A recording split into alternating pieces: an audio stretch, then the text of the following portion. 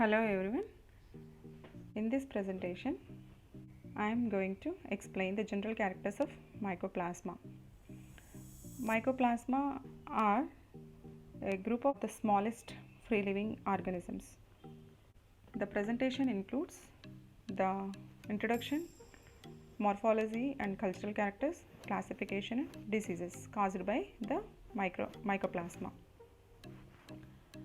In the introduction part, Mycoplasma were first identified by Louis Pasteur, but they were isolated by Knockaert and Rous in 1898 in bovine pleuropneumonia in the animals which were infected with the bovine pleuropneumonia, and these organisms were named as PPLOs. PPLO means pleuropneumonia like organisms, and later this name was replaced by Mycoplasma. Myco means the filaments, plasma means the plasticity of the shape, because these organisms, they do not possess a cell wall.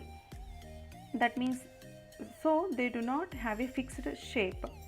Cell wall in the bacteria gives a rigidity and the shape, but these prokaryotes, they do not possess a cell wall, they do not have a fixed shape. Plasticity, that refers to the pleomorphism. That's why they exist in different shapes. Initially, these organisms were placed in the phylum Firmicutes, but now the fourth volume of Burgess Manual included these organisms in the phylum Tenoricutes. These organisms, they do not possess a cell wall and they do not contain the precursors for the cell wall synthesis. Cell wall in the bacteria is generally made up of the peptidoglycan layer. So the precursors for the cell wall synthesis are also not present in these organisms. Now they are placed in the class Mollicutes. The members of the Mollicutes are called as a Mycoplasma. Moving to the morphology, Mycoplasma, they are smallest organisms. They can pass through the bacterial filters and they contain a three-layered membrane, cellular membrane, and this membrane is made up of lipoproteins. Inside the cytoplasm, it contains both DNA and RNA, and 70S ribosomes are present, and they do not possess a cell wall, and they are gram negative if they are stained, but they can be better stained by a Giemsa staining. They are the smallest organisms, so they can pass through the filters, bacterial filters, with the pore size ranges from 450 nanometers even. These organisms are present in the form of granules and in the filaments of various sizes. If they are present in the granules, they may be of cocoid, star shape or disc and ring shape. They are filamentous. The filaments are slender and they show the true branching, and multiplication in these organisms is by means of binary fission. They do not contain any spores, and flagella, even fimbriae, but these organisms, they show the motility, which is a gliding motility. The gliding motility enables these organisms to move across the solid surfaces. One such example, Mycoplasma mobile, which could move at the steady pace of 2 to 5 micrometers per second, and this movement is mediated by the cell surface proteins, and the energy is derived from the hydrolysis of ATP. Another organism like Mycoplasma genitalium,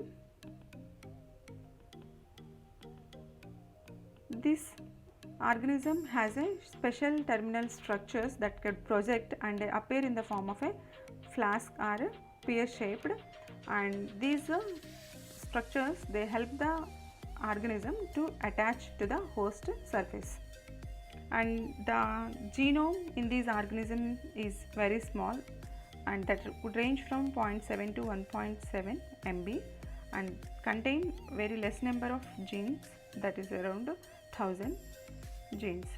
Now moving on to the cultural and biochemical characters, The mycoplasmas can be cultivated in fluid and solid medium. They are generally facultative anaerobes. They can survive in the absence of oxygen, but a few microorganisms are obligate anaerobes. That means they can live only in the absence of oxygen. On agar medium, they produce the colonies. After 2 to 6 days, the generation time is slow and the colonies will be in the form of fried egg appearance. That means here the central region is opaque and it is a granular in appearance, and it extends into the depth of the medium, and this which is surrounded by a translucent flat peripheral zone. So the colonies are generally seen with a hand lens and observed by means of a staining, that's by a Dion's method. This is suggested by Stevens and Fox in 1979. In this method, the block of agar containing the colony is cut and it is placed on a slide and it is covered with cover slip on which the alcoholic solution of methylene blue and azer were added and dried. The colonies here cannot be picked up with the loops, but agar block containing the colonies will be rubbed on the surface of the fresh plates for subculturing. And the media are enriched with 20% of the horse serum and yeast extract. The serum provides the cholesterol and the related sterols which are incorporated into the plasma membrane to facilitate the osmotic stability.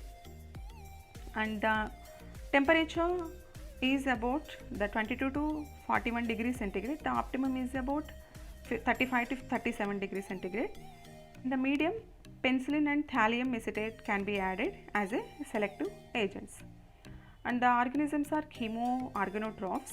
That means they show the fermentative metabolism and they produce energy in the form of ATP by EMP pathway, that is Embden-Meyerhof-Parnas pathway, which is a glycolytic pathway, and the lactic acid fermentation. These organisms, they utilize glucose or arginine as a major source of energy, and they lack the ability to synthesize purines and pyrimidines. These organisms, they contain the genome which is very small in size. It ranges from 0.7 to 1.7 MB. These organisms, they possess a minimal genome size for the free living existence. The limited number of genes in these organisms shows that they are enabled to synthesize a number of macromolecules. For example, Mycoplasma genitalium, it depends heavily on the biosynthetic capacity of the host. It does not contain the genes that synthesizes and enzymes which are needed for the amino acids, purines, pyrimidines and fatty acids. Small size of genome made these organisms to be a model organisms for the development of a synthetic bacterium. Synthetic bacterium means here the bacterium can be constructed with a genome that is synthesized chemically in the laboratory. Moving on to the cell structure, they are prokaryotic cell structure, that means they contain both DNA and RNA and 70S ribosomes with ribosomes with 14 nanometers in diameter. DNA is in the form of double stranded helical nature. The G+C content is very low and it is distinguished from the bacteria by means of having the low G+C content that ranges from 23 to 46%. The generation time is generally slow, that requires 2 to 6 days to produce a colony, and the mode of multiplication in this organism is a budding or the binary fission, and as the cell wall is not present and they are resistant to the antibiotics like penicillin, cephalosporin and vancomycin. These antibiotics are the cell wall inhibitors. So these organisms are resistant to the cell wall inhibitor drugs. Now moving on to the classification, these organisms are placed in the phylum Pteridioids, order Mycoplasmatales, and class Mollicutes. It includes 4 families. They are Mycoplasmataceae, family Echolplasmataceae, another third one is Spiroplasmataceae, Anaeroplasmataceae. Mycoplasmataceae, They are the parasitic in nature. The family includes the organisms with parasitic in nature, and they require the cholesterol or the other sterols for their growth, and includes two genera. One is a Mycoplasma, another one is a Ureaplasma.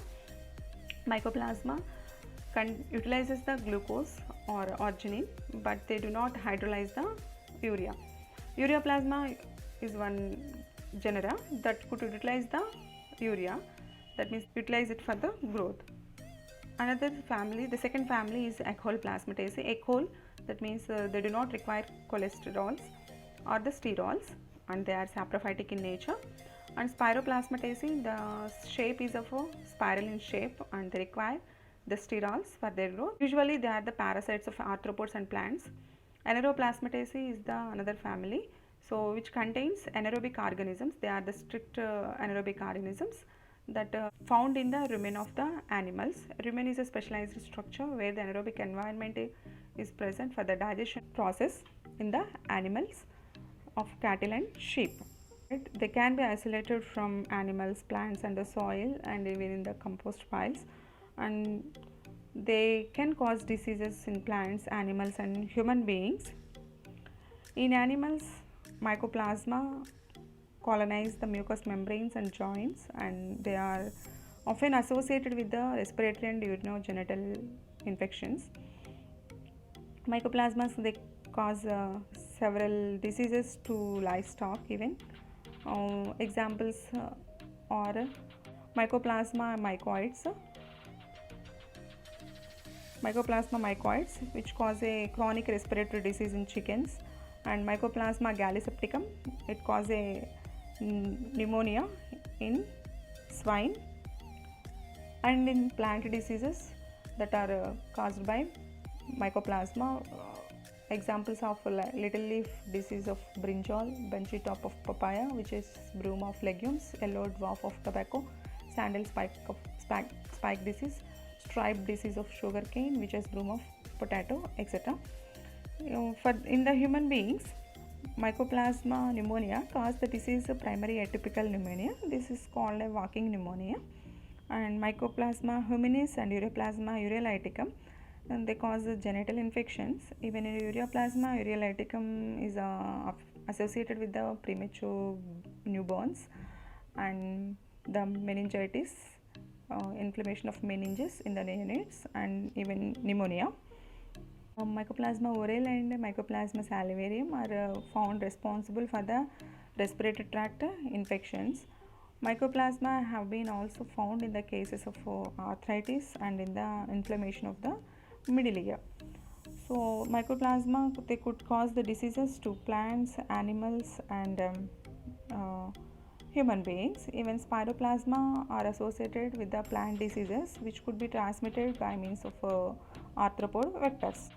Summarizing the content, these are the organisms which do not possess a cell wall, and the smallest living organisms, they could pass through the filters, bacterial filters. They require the cholesterol and sterols for their growth. They contain the three-layered plasma membrane, which are made up of lipoproteins. They are resistant to penicillin and the cell wall inhibitor drugs.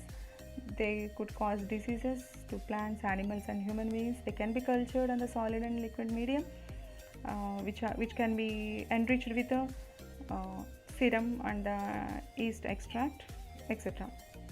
So thank you for watching this video.